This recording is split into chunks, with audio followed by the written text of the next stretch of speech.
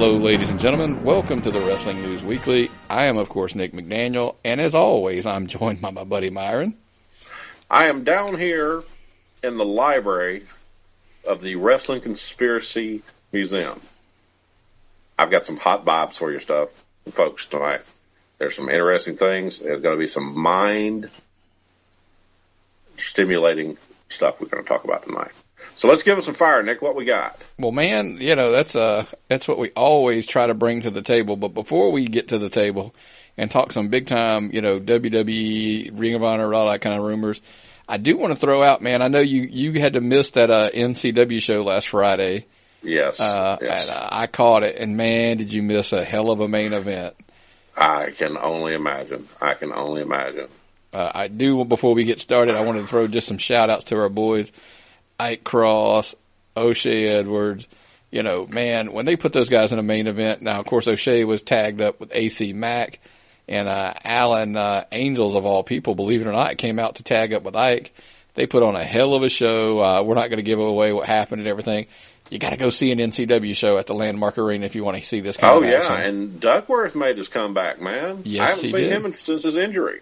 I wish I could have gotten to see that because, that guy is phenomenal who was on NXT this week. Yeah, we'll cover that as we go through, but let's jump right in. Feet first, man. Everybody's been talking about Rey Mysterio heading over to Japan, signing, some type of a deal. Obviously, he's going to wrestle in the U.S. show that they're doing, but it comes out that he actually said in an interview that talks are still open between him and the WWE. The big rumors are, of course, that they just don't think he wants to do a full-time schedule, and I think that's kind of a but he said he's going to continue to work, hence the New Japan thing. But he's, got some desire. He would like to go to WWE maybe and have a little match with AJ Styles, Finn Balor. And how about even him saying he wouldn't even be opposed to working a 205 Live? No, he'd be great on the 205 and be a phenomenal mentor. Unfortunately, 205 Live travels. And they go around on the full routine, man. Whoever SmackDown it is, they work right after the show. Yeah, so, but it's kind of hard. It's kind of hard to say if he'd be on 205 Live because of the schedule they work. I don't know when he says full time. I always wonder, is he talking about house shows and TV, or is he talking about I just really don't want to work anything but TV and pay per views? Not doing house shows, that kind of thing. Oh, not doing the full roster, the thing. Okay, I can understand that. Yeah. If he'll do just the mainline stuff, I can get him doing that. That makes sense. Yeah, but here's the thing. His old buddy Conan, who obviously is down in Impact Wrestling, he's kind of making a push that he really wants Ray down in Impact. He's got some history with LA. Well, not LAX, but Conan, obviously. Alberto, El Patron, Del Rio, call them what you will. They've got some history there, so he can come in right into the mix and would be a good little fit. And again, it's not a full-time schedule. It's go down and do some filming, and then you're good for a couple months, and he can go off and do what he wants to do. Yeah, it's the perfect schedule for people who don't want to travel. It's you go in and do your tapings, and you're done until next time around, man. It's the perfect schedule. And then they, fire out a pay-per-view because I think they said they're doing their next pay-per-view is in August over at Impact, I believe. Not August. Be a live show? April. Yeah, a pay-per-view, yeah. No, that'd be cool. Yeah, rumors are Aries and I think El Patron are going to headline it for the title or something like that. But that'd be good. I'm still trying to figure out where I feel about El Patron. Okay? Because so much... He's a hothead, yes, but how much of the stuff with Paige is true? It was two sides of two groups. It was two groups of people that were, for lack of a better way to put it, a little crazy. It's hard to say who was at fault here. So, I still have not figured out what I feel on Alberto El Patron. So I'm hoping. Let's see how I put this. I would like to know that I know he's done some crazy stuff, but since he's been without Paige, he's kept his nose clean. Yeah. Except for mouthing off. Now, he's mouthed off, but I think he probably has a few drinks and gets on the internet as far as that stuff goes. Well, and, Impact, I mean, they're doing some crazy things. I mean, we talked about them doing the pay-per-view. They're going to add a new pay-per-view in April, but they're also going to WrestleCon, that whole Hall of Fame, WrestleMania weekend. They're going to air their show from WrestleCon on Twitch. Now, I'm going to ask you some stuff about Twitch here in a second, but they're airing this thing on Twitch head-to-head with the Hall of Fame. They're airing head-to-head with the Hall of Fame. A WWE Hall of Fame. It's Friday night, 9 o'clock. It's going to go on with the Twitch will have their show while the network will have the Hall of Fame. So that's a little push it, climbing uphill. But I wish them the best, to say the least. Well, okay. Of the programs that are going to be going on that night, if you're going to run up against something, you can't run up against the main show on Sunday. You'd probably be stupid to run up against the NXT show because those takeovers are so hot.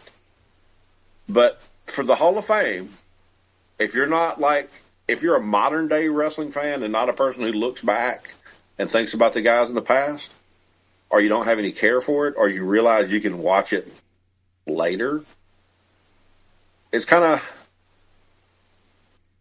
I don't know. It's if they're going to do it, why not? I agree with you. That's the best night of the three, to try to go head to head with something. That would be the night I would do it. Mm-hmm. More power to them, man. But they're doing good things now. Yeah, and I've watched a couple weeks in a row. I was going to say, I heard you on, obviously I listened to the Pro Wrestling Personified podcast, Impact Edition. You joined Lewis this week. Yes, so if you guys haven't listened to it yet, go back into the archives. Download it. Our buddy Myron shot on over. Yeah, I would love to say that you drove up to Canada, right, to do the show with him, but that would have been fun, to say the least. But anyway, so I did shoot on something because I watched Impact and liked it and liked where they were going and saw consistent stuff going on. So I'll tell you, and this is straight up, watch Impact. Give it another shot, folks. If you got tired of it after Hardy's left like I did, give it another shot. If you never got into it because you missed something, something wasn't right, give it another shot. They're getting their shit together. And it's it's really getting into the right direction. I really enjoyed the 2 episodes I've watched. So can't say enough good things about it. What they've done, they went back to the 4-sided ring, which automatically, to me, made it more appealing. 2, they went and they brought in a bunch of talent that I know off the indie circuit. That made it more appealing. So when they put all this together, it's really like you're watching a super indie show, basically. And it's interesting. Well, I figured you jumped on board, too, when they started doing the Twitch stuff. Mm-hmm. So I figured that sucked you in. Oh yeah, the Twitch stuff is super cool because now it's a different way to watch wrestling, and they actually stream the old events live pretty much nonstop on Twitch. So you can, if you're bored, flip over onto Twitch or log into Twitch and watch old TNA matches. Interesting stuff. I thought it was cool. But Twitch is something, this week I decided I'm going to get a Twitch. I'm going to learn about Twitch. And you put one up for the show. Twitch, to me, is the new thing. It's a great format. And last night, after Raw, Kevin Harvey, the guy who owns Rise and the promoter and one of the greatest minds in wrestling, was trying and doing some tests on Twitch for Rise Wrestling. And if you look at hashtag Rise on Twitch, it's capital RISE, and then ON and capital letter T, and then the rest of the word Twitch. I'm not good at the internet. I mean, I'm good at the internet, but Twitch is something new, so I don't know how to hashtag our Twitter hashtag, and it's not my thing. People were popping on it to the point that ESPN actually contacted Rise to find out more about what was going on because it was trending so highly. you got to see what, to me, is some of the best women's wrestling on the trials. If you follow Kevin Harvey, Rise, the Twitter is Rise ED. Rise, RISE capitals, then DTWA. Follow that on Twitter. You get a notification they're going live. They're going to play videos for some of the best matches of their pay-per-views. Like the pay-per-view they did in England, which the entry matches, I hadn't seen the pay-per-view from England. Just the entry for the matches were insane. It was very theatrical. It was really cool and interesting. So if you get a chance to get on there, follow them on Twitch, look at it.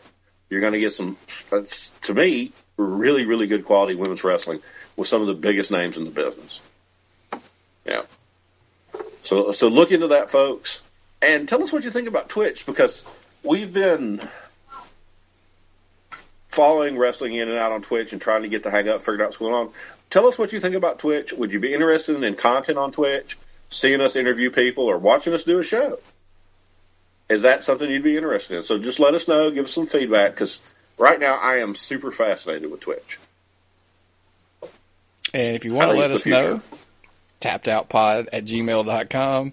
You can DM us at tappedoutpod on Twitter and so forth and so on. At Facebook, you can find us at Tapped Out Wrestling Podcast Network.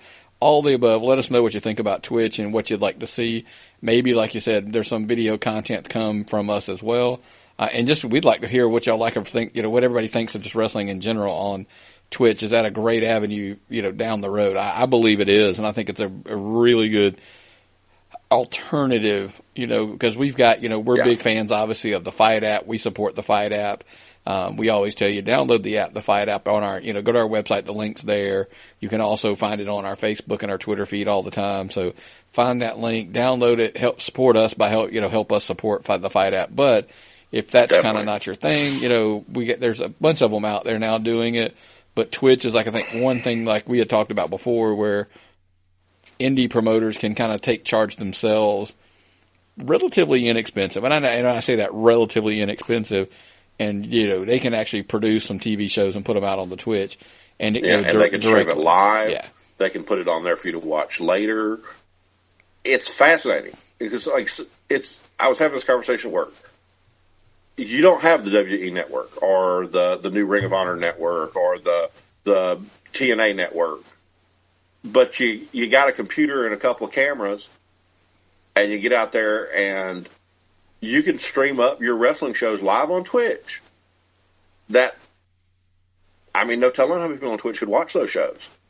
So if you got a product placement, or if you've got an ad, or you got a banner somewhere on there that's advertising that a lot of people are going to see, you build an audience, and Twitch will start paying you. And people can donate to you on Twitch, and Twitch don't take a cut out of it. I've watched some of the wrestling personalities. I watched Jessica Havoc stream on Twitter. Sorry, Twitter. Too many T words, Nick. Too many T words. On Twitch. The Twitch, yes. And I saw she was getting donations. I'm looking forward to seeing Leva Bates stream on there. She was the first wrestling celebrity I look for on Twitch, because I know she's got such a personality and such a big presence there. I can't say enough about it. I know the guy over the gimmick table, his weekends and nights have been helping a promotion up north get some of their stuff onto Twitch. Yeah. So this is where I really think you're going to start seeing a lot of stuff, and you could pick up, like, say, if Southern Fried, our local promotion that we all like so much, if they just wanted to put one of their shows on Twitch, people anywhere in the world could watch wrestling that's going on in Monroe, Georgia, and that's insane. But I think that's Twitch is an option, but I just think there's so many. The internet's the way to go. I mean, the internet's where I think a lot of them are going to start streaming, because then they can take the funds straight to themselves. They don't have to kind of conglomerate with each other. And that's obviously Ring of Honor made their move this week. We had talked about it in the past, but they officially launched the new website and the streaming service, the Honor Club. You know, you get the pay-per-views. You get them for free if you do your VIP and pay for the whole year in advance. If you do the monthly, you get 50% off of the pay-per-views through that service. I had somebody ask me, does that mean I can get them from my cable company for half off? No, you get still through the service. And of course, as always, I know a lot of people were I saw Twitter, people complaining it was a little clunky in the beginning. There's some issues. The library doesn't have like their entire history. It only goes back to like 2009 or 11 or something. I think it's 2011. And I have not signed up, obviously. I'm a big guy. I'm like, hey, let's wait let's wait a little while. Well, anytime you adapt something early, especially with a company that's getting into a service like this, and you're not going to go in and spend all your money blowing up with all this capacity the first day because you want to kind of see how the demand is. So you're not, eventually they'll get it right and get the amount of servers right and get the, support with the demand and be able to do it. I'm sure they'll do it fine. You can take that money you're getting off the first few thousand memberships and roll it over and put it into more servers. Right. I mean, even the network, the WWE Network, I was a day one subscriber. There were issues like it was the whole first few days there were issues. Yeah. And, they, like you said, I think they just maybe underestimated the people that were interested and didn't have enough servers, but they'll get it. Just give them time. Yeah. It'll be fine. Ring of Honor, they're great product. I mean, they put on great shows, and in the long run, they're going to be fine. Oh, definitely. Definitely. Speaking of Ring of Honor, I wanted to see if you caught this on Twitter. Cody Rhodes basically just ripped into some people who, some fan, and I put that in quotations, basically tweeted and said the Bullet Club has just been slowly dying a death since he joined the group, going downhill, and he just retaliated. Didn't even hold back. Well, the thing is, I love Corey. He's one of the best people to follow on Twitter because not only you get these heartwarming specials about the history of wrestling and all that, you also get some of his, he shoots, man, and he's smart. So when he comes back and burns somebody trolling on the internet, it's a real burn. I mean, the dude is good. He'll set somebody up and, for lack of a better way to put it, basically tell them to go fuck themselves, and they'd thank him for it, Right. I mean, because he had factual data. I mean, he's making points of, oh, you're right, unprecedented interest, third-party retailers like Hot Topic selling our shirts, things like that. Funko, the little Funko Pops, they're selling like crazy. And, oh, by the way, they've got 10 internationally recognized titles, in the group since he's been there. So, they're obviously on their demise. They're on their way out. Yeah. Well, the thing is, they got this guy, and he is dynamite, and he draws attention, and it's working for them, and it's definitely working for him. He got an exclusive contract. He's an indie wrestler making bank. I guess anybody says you're an indie if you're not in the WWE. Technically, he's not an indie wrestler, but he's not on the WWE, and he's making a ton of money. He's getting a ton of attention. People are talking about what he's doing non-stop. Well, think about it. Well, you know what Cody Rhodes is doing all the time now because people post about it. People are reporting about it. You don't see 2 or 3 days on one of these websites where they're not talking about Cody Rhodes. It's the guy's got it. He's got it figured out. Yeah, I mean, basically he was one of the, like I said, the ones that everybody's kind of said he proved you could leave. Now, they could talk about the young bucks making a living outside of WWE. Yeah, Cody was the first one who left and kind of went out and I'm going to make better money out of here, and that was kind of he was the first one. And now there's a guy that I know you hold true, like you just hold this guy close to your heart. Ellsworth reveals the intergender title on Twitter, which was actually a pretty cool looking belt, by the way. I'm not even going to disagree with that. Yeah, I loved it. He's challenging any woman to a match during WrestleMania week. Here's a guy, started nowhere, worked on the roster for 16 months, got made famous. Now he's rolling around, booking himself anywhere, setting up stuff for WrestleMania weekend. He's got it under control, man. He's got this stuff figured out. He's got it figured out how to draw attention to himself in a good way post WWE. The guy is, and he's positive, and he's nice. He's approachable. I found out later on that the reason he had me blocked on Twitter is somebody had hacked his profile, and they blocked everybody. So now the one gripe I had about Ellsworth, not even a gripe anymore. He's a good guy. He seems like the kind of guy that you would meet at a show, and he would stop and talk to you, and talk to a fan just about wrestling and what he'd done. So, yeah, I can't like but to see when he's doing well like this. So, and a lot of the, look at Emma. Emma's kicking ass, booked nonstop since she left. I want to see how well Darren Young does. I've really not seen much out of him since he left, but yeah, it's all going to shake out somehow, We'll see how that works out, and I have faith that all these people are going to be able to do well now that Cody Rhodes has blazed the trail. Well, I agree. I hope that there is a way to make money outside of WWE, but everybody knows if you're going to, in my opinion, I always say you can make good money and you can make retirement money. I think retirement money is in the WWE. That's just my opinion. Well, the thing about the WWE is you can retire even if you go back and work for them, on the last leg of if you work for them, you go work somewhere else for a long time, you come back toward the end of your career, work for them, you'll be working in the training center, you'll be at the performance center, you'll be an agent, you'll have income for the rest of your life. Look at Arn Anderson, man. I don't think Arn Anderson, outside of that run with Tully when he came back up, really was a WWE guy. But now he's the best agent they've got. He's the guy that puts together all of AJ Styles matches pretty much. It's the place you go to retire. Because they got you. Legends contract, you get on one of those, you get $5,000 every time you come back for a big event. Pretty good business for me to come back there eventually. I 100% agree with you.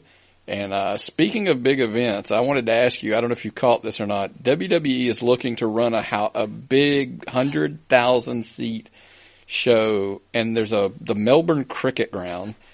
Who would have thunk it, right? Supposedly it's the 10th largest stadium in the world in Australia. I mean, is this an answer to Cody's 10,000-seat arena show? Are they going to one them up and go, we're going to do 100,000? It's hard to say on that one. Because the WWE really doesn't focus or acknowledge what anybody below them are doing. They're not the kind of people that go in and say, look, you're the number 2 company. You're not going to do as well as, we're not going to base what we do on you. So I don't have a problem with what they're doing. I don't think they're really, kicking into the other guy's business. I don't think they really even acknowledge it, to be honest with you. Oh, I was being facetious. I know they're not responding to that, but but my question to you really was going to be, they're talking about, they've done 100,000 theoretically at the WrestleMania and, Jerry World out in Texas. WrestleMania 3 was close. That number's debatable with the 93,000. Yeah. And, I think they can do it. If anybody can do it, it's them. Okay. I think they've got a good chance. Australia was huge. It was the highest paying territory in wrestling back in the old days. So I think they can pull it off if they promote it right. And like you said, they bring both rosters down and do something big, like they did with Starrcade. You think it's got a possibility? You think they can pull it off? Well, obviously we said they can't do the big 4. They can't do Mania, SummerSlam, Survivor Series, Rumble's already passed, obviously. So they can't do those. But my thing was, with the news of them bringing all of the pay-per-views back together, they did drop 2 pay-per-views from the schedule. I think it creates maybe something where they do one of those network specials like they did in Japan, so they can go take the whole crew over there and set up some mega show and just kind of fire all their guns. And see if they can sell out 100,000 because they maybe don't go there that often. No, like I said, Australia likes wrestling. I mean, I don't know if they still have the same, I don't know what's going on over there right now, but a lot of time, in the past, it was a big deal. I would like to see it. I want to see how they do it. I wish them the best of luck because, that's more, you're looking at Australian talent like Emma. We got Charlie Evans that wrestles on the Indies from Australia. You start seeing more, you look at, actually, Peyton Royce and Billy Kay. You look at TM61. You got a lot of people coming out of Australia that are viable wrestlers. So do you have to take those guys on that show with you? Do you have to try to? Yeah. You take all your Australian talent. You used to do a performance center tryout like they did when they've been in South America and when they've been in the Middle East, and you in India, and you bring on some of the local talent. You try them out, and then go around and have a big match. And you're going to focus on your Australian talent to get the local crowds out. I'm selling it right now, man. Well, the problem is, though, I don't care who the local talent is. It's going to take Brock Lesnar, John Cena, yeah. I mean, Ronda Rousey, possibly at this point, which we'll get into in a minute, to put 100,000 people in a bid. That's... Well, WWE knows how to draw. Yeah. They've got it figured out. I think they will fall short. I think they used the 100,000 seat arena, but if they can draw 70, 80,000, I think they'd be more than happy. Also, how much of it are they going to paper?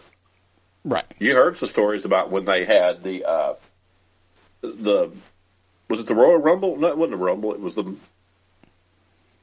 one out in San Antonio. Yeah. Oh, yeah. That they ran in such a big house, and they turned out they papered most of it, or they made the tickets dirt cheap. Dirt cheap. But, maybe not. I mean, I think, like I said, but you could still be happy, I think, with a 80,000 number, in a stadium like that. I know you'd want to put 100 in there. I just don't know that it's because the problem is now they don't, there was an article this week I'd read, just as kind of off script here, obviously, that merchandise sales were down even though the attendance at live events are up. Well, that's because one of the things that WWE has done is they've focused on the brand and not over the star, like they used to in the olden days. So if the WWE comes to town, but they're not going to, I think the star is going to be the one that boosts you over the edge, and they're just not there yet. But all that being said, if business is up and you're making money, it don't matter. I mean, so that things keep rolling along. You can sell some stuff. And, speaking of selling, you walked me right to where I wanted to talk about, in an interview this week, Stephanie McMahon was asked, have they ever considered selling to like a huge media company, like Disney, Viacom, whatever, these big, huge conglomerates that are out there. And, I mean, I don't think we're shocked by her answer when she said they thought about it. I mean, they'd be foolish not to, for the right deal. I mean, I 100% agree with her. Yeah. Hell, don't ask me what I'd sell shit for.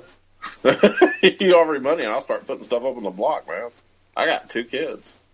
Yeah, well, I just think, for top dollar. When Vince bought this company and started running it, I mean, did he ever think that it would come to the day that somebody might come up and go, I'll give you $2 billion or $4 billion or whatever it was? Well, who does he trust? Who does he trust with the business? If he trusts Triple H to take it over, if I was Triple H, I sure wouldn't want him to sell it because this is your time to be the guy. But if he's going to get a huge amount of money, maybe you don't need to be the guy. It's interesting to see. I would love to see something happen that would give them more appeal. I also don't want to see what happens when Turner bought WCW. Correct. And Jim Crockett Promotions, and they ran the whole thing down the shitter because they tried to run it like a TV company, not a wrestling company.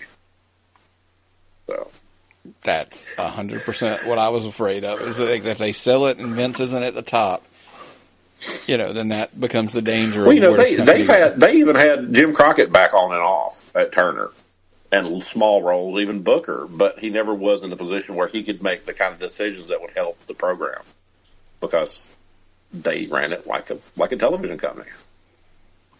Well, part of the WCW's issue was they were just throwing money left and right.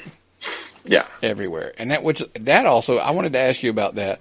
We had talked about Dolph's new contract before we, obviously last week, but the details of it didn't come out until after we recorded. Did you catch what the details of his contract were? See, it was what, 1.5 million? 1.5 million per for 2 years. Okay. Okay. That's, also, he could.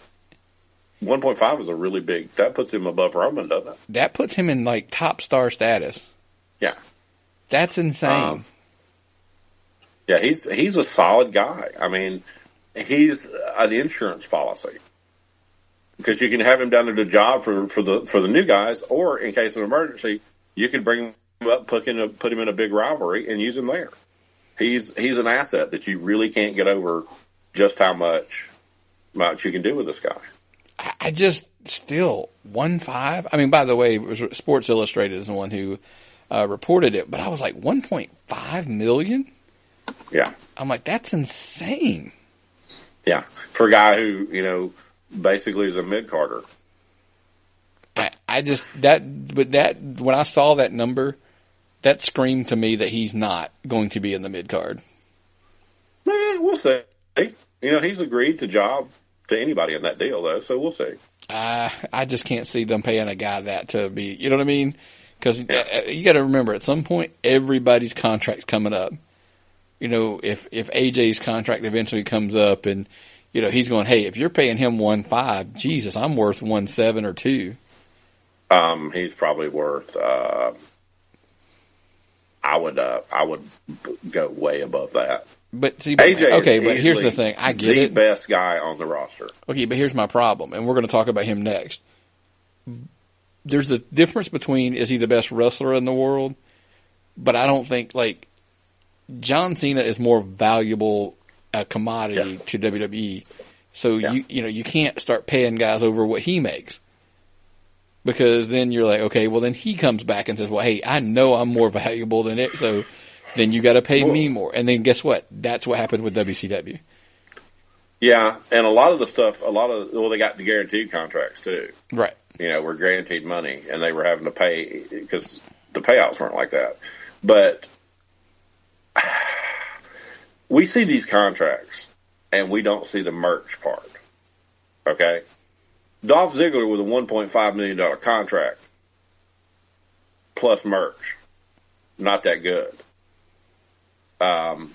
Some guy like Cena, you can give Cena $1 million contract, and maybe he does $8 million in merch. And that's where is this at, man? We're looking at these contracts, we're basing them. Ziggler is not going to sell a lot of merchandise. I disagree. I think some of his shirts are pretty badass. I don't do the pink thing, and I'm not against anything like that. I'm just not. I don't buy a lot of pink shirts, and I don't think they're cool looking. Well, he had that black one with the white letters and stuff like that on it. I mean, so he's got some of those. Well, it's his Dolph Ziggler shirt. It doesn't matter what color it is. Well, that's not what you said. You said you didn't like the pink. I don't like the pink, but I don't like Dolph Ziggler that much. Well, Jesus, but I guarantee his money is nowhere near compared to what Roman draws on merch or Seth draws on merch. Maybe not. I mean, which I don't know, but and it's definitely not Cena money. But apparently Cena's got problems paying his bills because he said he tried to sell that car a while back. We talked about. Yes, he had to flare up some loose capital. Yeah. And I did want to follow up on that because it was just a funny article that I read this week. Long story short, Cena is saying he wants the lawsuit that Ford has put against him for selling that car thrown out because they had, they've sued him. If you missed the backstory, Ford suing him. He sold a super rare car that they sold. He obviously had to get the rights to buy, and there was supposedly a 24-month no resale clause in it because of a prestige, clause or whatever. Yeah, that's one thing. People they wanted to put them in certain places where sure people wouldn't just be scalping them, right? And they wanted to put them on rich people and high-profile people, so it would increase their what's the word Sterling used, je ne sais quoi, right? And they got owned by Cena, in my opinion. Well, the lawsuit's still going. I mean, they haven't done it yet, but he is suggesting they throw out this lawsuit because he is saying he was fully aware of the clause, but they failed to put that clause in the final contract that he signed and that they signed, of course. And as basically he put it, he shouldn't be punished because they're just really bad at paperwork. Yes. Think about it. They'd been in all the other contracts. They were in the preliminary contract. The final contract, they weren't there. So they sued him based on a contract item that wasn't in the final contract he sold. He signed. So it's like you have no grounds. Not only did they should throw it out, he should sue for damages. Well, we'll see, because there's, I always tell people I don't get involved in the law stuff because I'm not a lawyer. Legal issues are tricky. You don't know did he sign an initial contract that it was in there? I don't know what the legalities of it. Well, they had to redraft something because something changed. They amended it, or something. Yeah, well, he probably put his hand over it. You can't see this clause. No.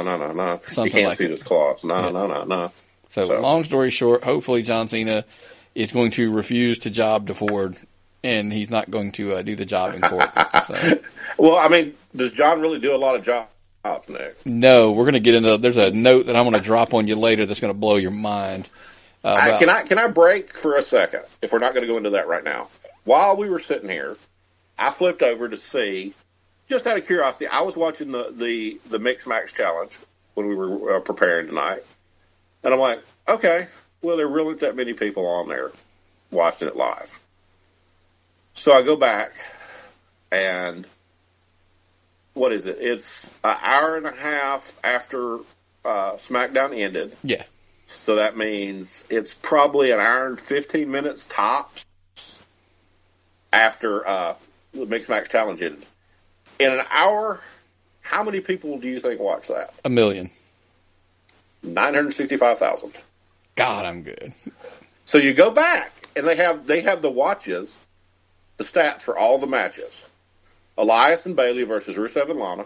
Goldust and Rose, Mandy Rose versus the Usos and Naomi Uso. Strowman and Bliss versus Sami Zayn and Lynch. Why am I tongue-tied tonight? Miz and Asuka versus Big E and Carmella. And Sasha Banks and Finn Balor versus Nakamura and Natalya. There is one match off that list that has done over twice as much. Has done 4.5 million views. Who would you think that would be? If I had to gamble, I would probably say that it was the, because it's got to be something catchy. You know what? No, I disagree. I'm going to go with Nakamura and Natalie. It was last week, Elias and Bailey versus Rusev and Lana, 4.5 million views. The week before that, 2 million views. The week before that, Strowman, Bliss, and Zayn and Lynch, what I thought would be the big one, 1.7. The week before that, 1.8. And the first week was 1.9. They're already, in 1 hour, halfway to most shows. But Rusev Lana versus Elias and Bailey, 4.5 million views in a week. That outdrew Raw. Yeah. It takes a time. It took a week to get there. But if Raw drew probably 3.2 million or something like that. This week's ratings are delayed because of President's Day, but it'll be, like you said, somewhere between 3 and 3.5, maybe something like that. Mm-hmm. So I'm sitting here looking at it, and it's like for 10, 15 minutes, you can get that many people turned in and look at your product. 4.5 million people for one match. Was people I wouldn't even consider to be the biggest stars on the roster. But we might be wrong. Maybe some of those people in that ring are hot. But I think it's terrific. Now this is amazing. It's a different format for wrestling, and they're drawing on it. That's the future. Internet's the future. Stream it when you want to stream it. It's a good sign. Well, and they're gonna use this. It goes back to, like you said, if you're just putting some talent in the ring and you put it on the good product, it will draw. Now imagine that the show goes off at 10 o'clock because you've got it on Fox News or Fox Channel or whatever. Show goes off, Raw goes off at 10 o'clock. But the main event is on Facebook Live Watch. And you can watch it when you want to. So you go to bed at 10 o'clock. 2 or 3 days later, you would decide you want to watch the main event. Bam, tune into it. WWE is going to use this. They're going to use this as a way to leverage their television contracts. They'd be fools not to. Oh, I agree with you 100%. So, but hey, let's focus and get back on track here. We the king of sidebars, right? Let's go. Yes. I wanted to ask you something it was just a weird interview that I happened to come across, and I wanted to ask you, Ric Flair, it was doing an interview and they mentioned to him, like, who of his current roster in the WWE would be his new horseman. And it kind of surprised me a little bit. He said Dolph Ziggler was his first choice, hands down, no questions asked. Seth Rollins, Roman Reigns, and then he just kind of went, and maybe Randy Orton would be his other choice. So, what do you think? Where would you change that up?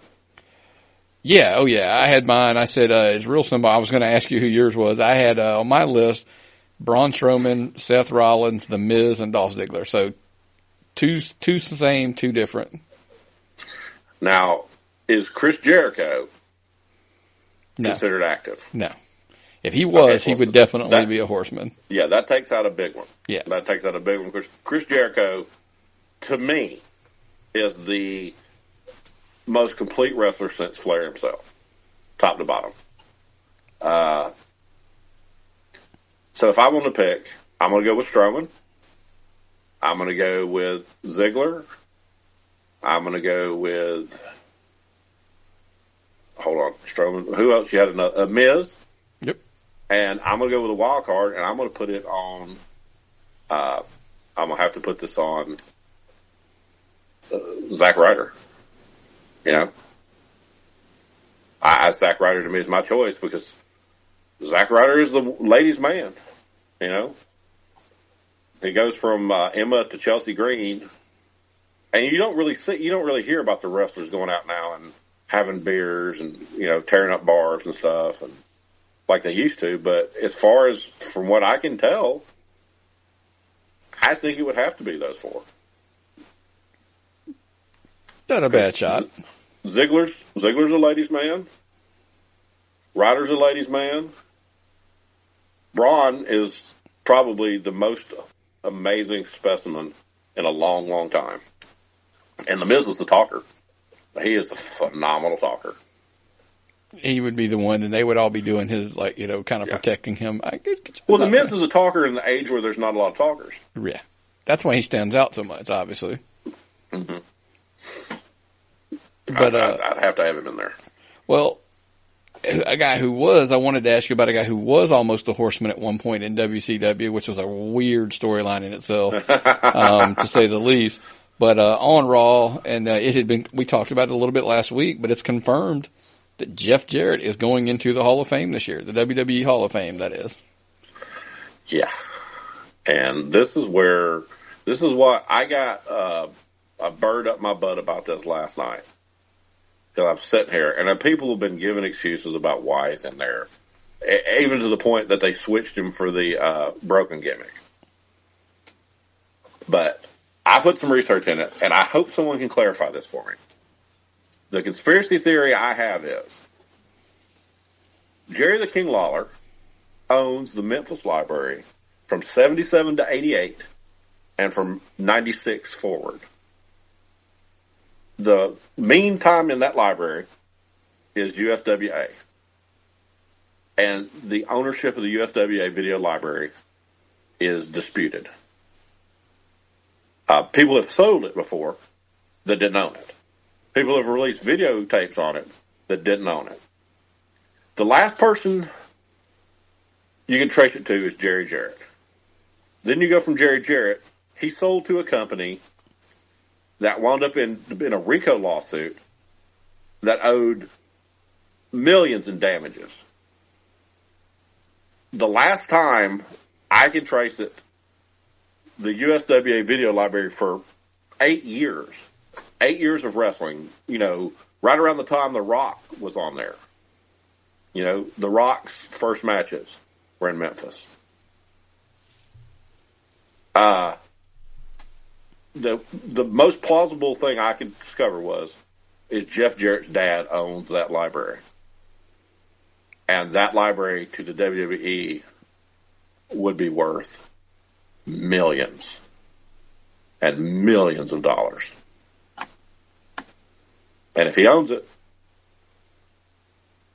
it's a good chance for getting his son in the Hall of Fame, even though Vince has always had a strong dislike for Jarrett after the whole thing he did with China and the Intercontinental title. He said he had a strong dislike for him. So I don't know what the truth is. I don't know what a work is. But it's the only logical thing. Besides that, he made Jeff Jarrett the fourth or fifth, technically how you look at it, double Hall of Famer, TNA, and WWE. You've got Sting, you've got Kurt Angle, you've got the Dudleys now, and now you have Jeff Jarrett. I don't think as highly of Jeff Jarrett as a lot of people do. I know some people have some great opinions on him and his father, but I'm going to go out there until somebody can prove me wrong, which they'll probably do as soon as we release this episode, that the reason Jeff Jarrett is going into the Hall of Fame is WE trying to add the USWA video library to the network. I think Vince just appreciates the hard work. I mean, he did build TNA, and I know everybody's like, what's that have to do with WWE? Vince honors, stuff you've done outside of WWE. Obviously, there are guys who are in the Hall of Fame that didn't do much of anything in the WWE. So I think it's just to recognize that, hey, his career spanned decades. He wrestled in several different places. He's a talented wrestler. But it seems to me like there are a lot of other guys that should have got there before him if the entire thing with him and Vince wasn't a work. And it was a shoot. If it was a shoot, I really think there would have been a lot of people that had to go in before him. Well, there are a lot of guys that should be in there. But it's a Hall of Fame weekend, man. Let's be blunt. Where's he going to put him on the card? He might be down towards the bottom. Who's going to induct him? I don't know. We'll see. I'm guessing Road Dogg. It would have to be Road Dogg or his father. That's what I would pick, or Jerry the King. That's a good possibility as well. But I would go with Road Dogg. I just think it kind of comes off cool on screen. But that's WrestleMania weekend. There's always something. We'll find out coming up soon. Obviously, who's going to be an inducting. But let's jump to some of the Mania rumors. We've touched base with already last week. Ronda Rousey, the rumors are that she's going to be in some kind of a tag match with some kind of a partner versus Triple H and Stephanie. However, that partners are starting to become a little shaky. Obviously, everybody knew they wanted The Rock. Looks like The Rock's movie career is going to kind of keep him out. So then they went to Kurt Angle. Well, now Shane McMahon's name has come up.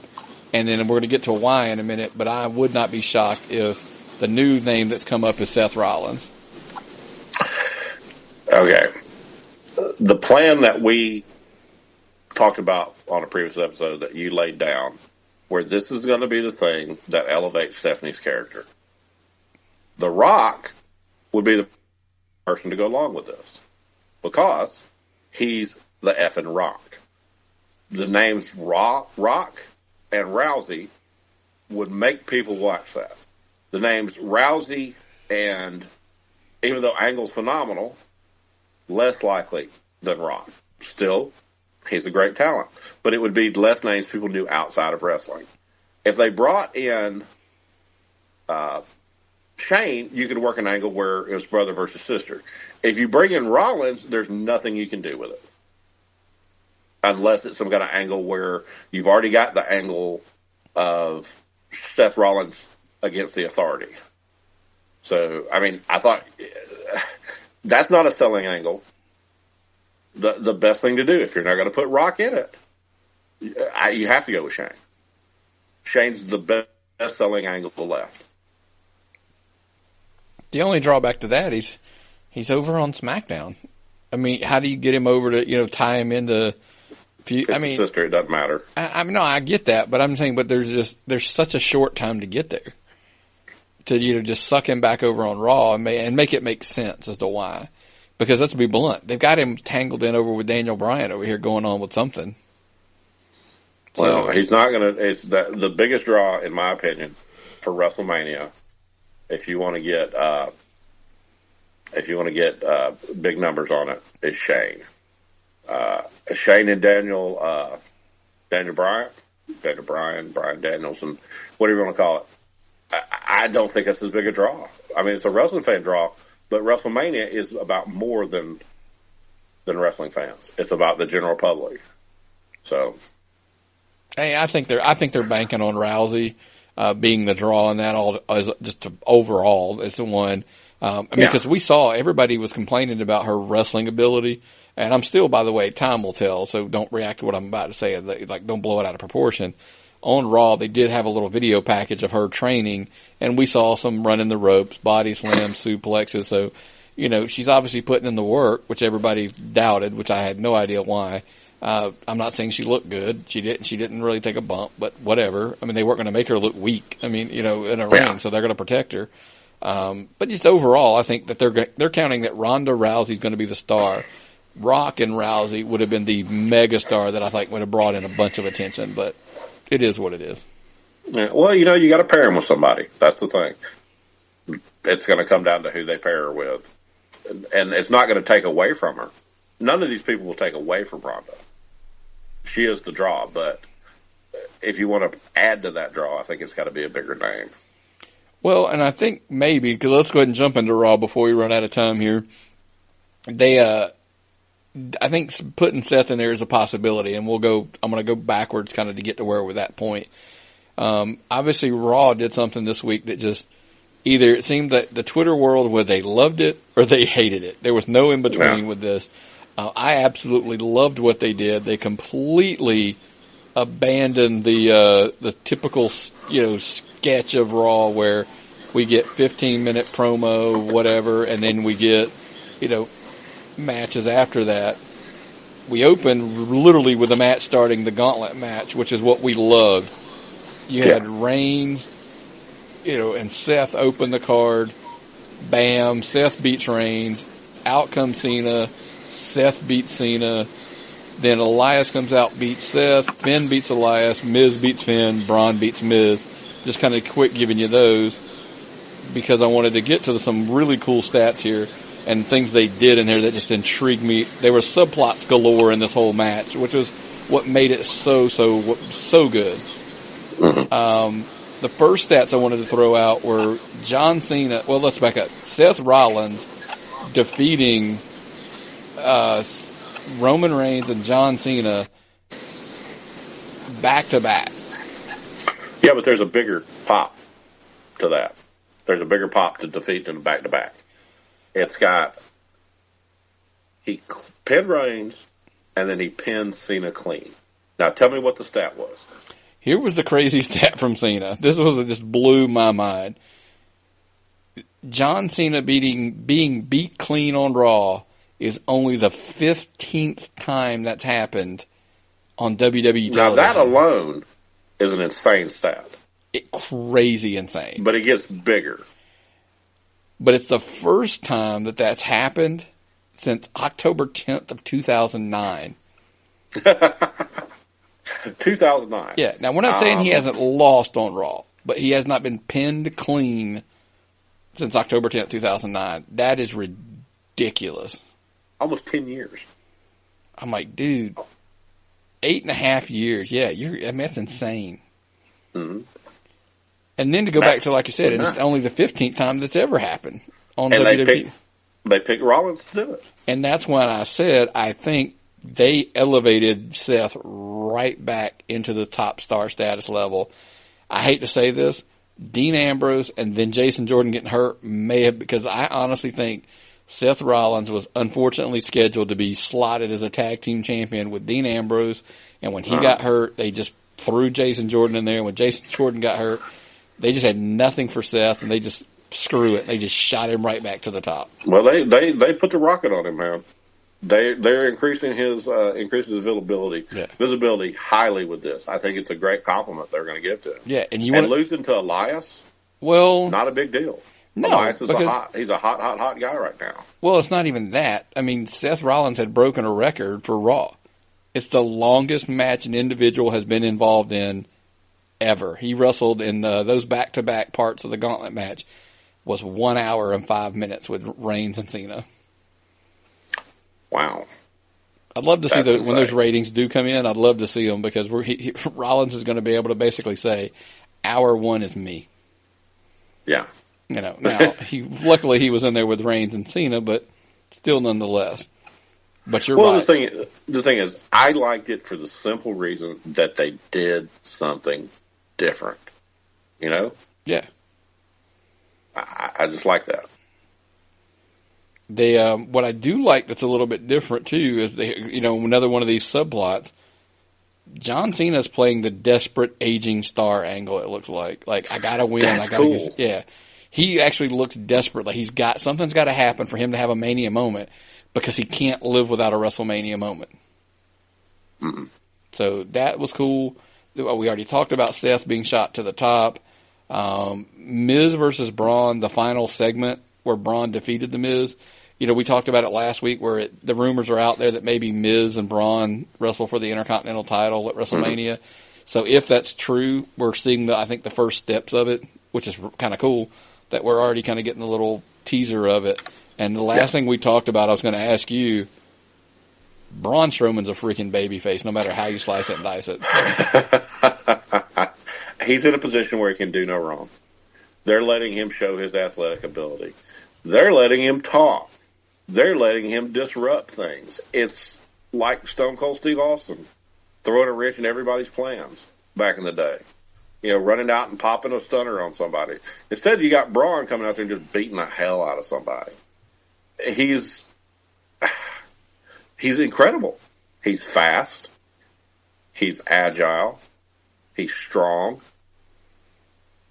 Strong's an understatement. And he's effing amazing, and he's learning the mic. Could you imagine him being the next Ric Flair quality player? I think that right now, Braun Strowman should be the guy. We had this conversation off air that I know that we probably a year or two, we've been heading towards Roman versus, Brock Lesnar at WrestleMania. I just think it's a mistake. I think with the fans, the way they're behind Braun, it's got to be Brock versus Braun for the Universal title. That's the whole thing where Vince is giving you what he wants you to see. Now, is Vince, does he know? Do they know in the plans enough that this is what they want you to see and you're going to like it? Because, they told us pretty much. I don't even think we got through WrestleMania last year before they told us that it was going to be Roman and Brock. That's the thing they had to plan. That's what they've had planned. I don't think they're going to go back on it now. Now, if they did, and they gave the people what they want, because I think everybody in the business that follows it really wants to see this guy go up against Brock. And they had him losing that match, that three-way match, that didn't ruin anybody else. Kane took the loss, and then he beat Brock's ass. So, when we think about it, do you not see the WrestleMania picture that I see? WrestleMania going off the air, Braun Strowman, raw holding up the Universal title, fireworks going off, pyro all over the place. I think that's how you close Raw, WrestleMania. I think that's how you close WrestleMania this year. Short of if Rousey's in the main event, whatever. I get it if they're going to go something. I really hope I see that. Reigns shouldn't be in the main event 2 years in a row, in my opinion. Now, last year, I'm still amazed about what he did. He handled that perfectly. Does that mean he gets it again? I don't think he needs to get it again. I don't think you give put the same guy in the main event 2 years in a row. I never had a beef with the same guy in the main event. I just don't think he's the right guy right now, from what I see on TV. No, not right now. Yeah. But before we get to Mania, I'm going to ask you. We're running out of time here. Elimination Chamber's coming up. I just wanted to ask you real quick. We're not going to take a whole lot of time. We're not even going to discuss it. I've been looking forward to this pay-per-view. That's my main statement on it. All right. Rousey's signing her contract. There's really no prediction there. Matt and Bray, who you got? Matt and Bray. Matt. Hardy and Bray Wyatt. I mean, it's just this. It's clearly going to be on the undercard. Yeah. I like Matt. I'm just not interested in anything Bray does. Bray is the most boring man on Raw right now. And it's hard for Matt Hardy to drag him through this. That's just my opinion. I disagree. I think Bray Wyatt wins. Bray Wyatt needs a win. That's why I think Bray Wyatt gets the wins, because he needs one. That's all. Titus Worldwide versus The Bar for the tag belts. Sorry, I love some Titus Worldwide, but they're not beating The Bar. No. And, you know, they're increasing their profile. They're looking good. The whole thing with Dana Brooke has worked out great for them. So, yep, agree. They're hot right now. The Bar's not hot. Well, I think that they had to get some wins on Raw just to get them to be, you know, viable contenders, to make you think they had a chance, and then they lose. That was just my take on it. I could be wrong, but I just don't. I would go with The Bar. Asuka versus Nia Jax. I don't think anybody rightfully believes that Asuka's losing this match. Yeah, they're not going to do that before WrestleMania. That's to me would be a huge mistake. The streak ends at Mania if it ends. If it ends, I'm not if sure. If it ends, it ends at Mania. It's a waste of time to go ahead and blow that before then. Yep. No, that'd be silly. The women's Elimination Chamber: Bliss, Bayley, Sasha, Mickey, Mandy Rose, and Sonya Deville. I'm going to go on a limb here, and I'm going to say that Bliss is going to lose her title, because they're going to set somebody up to face Asuka at the WrestleMania. I do not know, because the best match would be, if we look at it right now, Asuka and Charlotte. I don't think Bliss is right to work with Asuka. So instead of sending her over to WrestleMania to the SmackDown side and working back, I think they're going to put the belt on somebody else before WrestleMania, and they're going to work heat. Well, the rumor, obviously, that we'd read last week on the air is that if Bliss goes over, because Nia Jax is still, even though she's going to lose, I think it's going to be a wonky finish. There's going to be something that happens. Asuka will go on to face Charlotte, but Nia will face Bliss for the championship at Raw or at WrestleMania. Easy for me to stutter through. So I'm going to go with Bliss just because that's where everything we've heard is pointing. And then for the men's, everybody's fighting for the right to face Brock Lesnar. We've got Rollins, Reigns, Cena, Braun, Miz, Elias, and Finn. The Reigns, Reigns. I would love for it to be Braun. The worst part could happen is if they take it and they put Reigns in, and then they let somebody else in as a three-way dance. Right. You know? And I hate that. I hate the fact that they're letting people, like, weasel into matches later on after they miss the initial qualifiers. So, no. I want it to be Braun, but it's going to be Roman. More than likely. Maybe they're going for the swerve, and they'll give us Braun with the win, and they'll try to get Roman into the match somehow. We'll see. But yeah, that's the Elimination Chamber. That's the Sunday. Hopefully it'll be a good one. I mean, I've been looking forward to it. I agree. I actually dig the Elimination Chamber, the match itself, not necessarily the card. I'm looking forward to this pay-per-view. The two main events, are they going to give the women the main event? Probably not. Well, it's hard to say, man. They got the Rumble main event. Yeah, but that was different. I think this one, I don't think they can put on the impactful match that they could with the men. The men are going to be able to get a little more physical and brutal in the cage. So the structure, I think is what they call this one. Yeah. So, structure. But that wraps up Raw. SmackDown, as we've kind of pointed out for weeks now, hasn't really brought anything of note. We talked about Dolph's contract, so there you go. That's the SmackDown of Well, SmackDown is basically whatever Karen and Sammy are doing and all this other stuff, where they can filter anybody else. They're watering down AJ Styles. And once again, the only thing they've got going good on that program is the women. But they had a 6-woman tag match tonight, which they're wasting their best shit, man. They're just wasting their best shit. They were just they're buying time, man. They're buying time. That's all it seems like they're doing. So I'm just not, I'm not happy with it. What they've done with SmackDown, It's not entertaining anymore. Well, hopefully with the dual branded pay-per-views back, maybe so they can hold some stuff for TV, so the shows are better. Instead of having a show that these two are gonna wrestle and then they're gonna wrestle at the pay-per-view in 2 weeks or next week or whatever. If they're not, there maybe the match isn't big enough to make it to the pay-per-view. So then, therefore, it's only on SmackDown. The feud is to blow off at SmackDown versus at a pay-per-view. Mm-hmm. Okay, so we'll see. But that's all I got, brother. Anything else you got for me before we jet out of here? Or? No, I'm gonna tell folks to keep an open mind and try to watch Impact. I'm gonna tell people I'm gonna go again and say, look at Twitter and Twitter. Sorry, look for Twitch. Twitch is going to be the new thing. Go ahead and get yourself an account. Start looking around. You don't even have to be into video games, okay?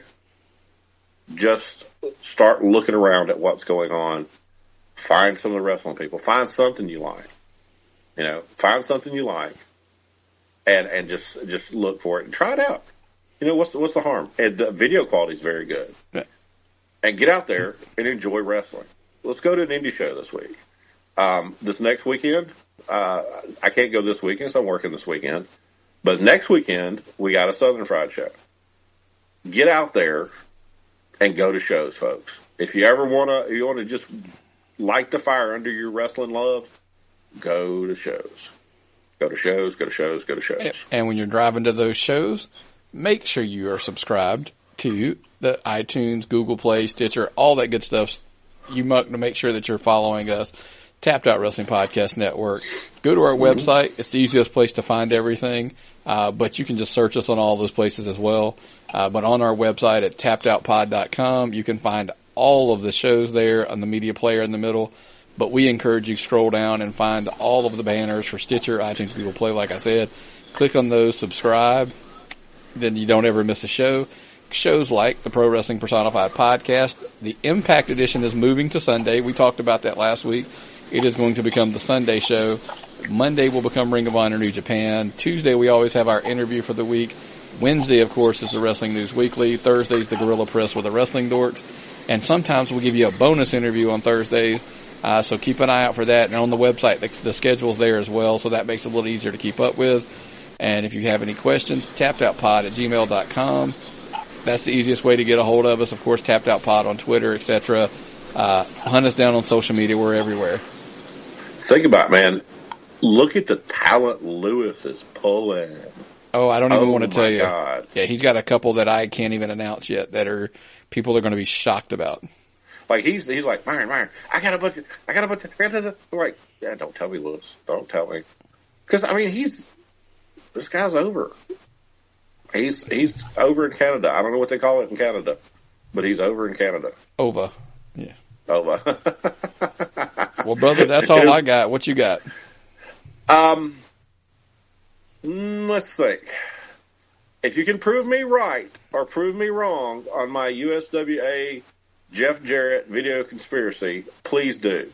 I would like to know the information. I'd like to know where the library is. Nobody has a consensus on it. So that's your challenge this week. Go out there and try to prove me wrong that it's not the reason he's in the Hall of Fame, folks. There's your challenge. Challenge and accepted. That means it's time to tap out.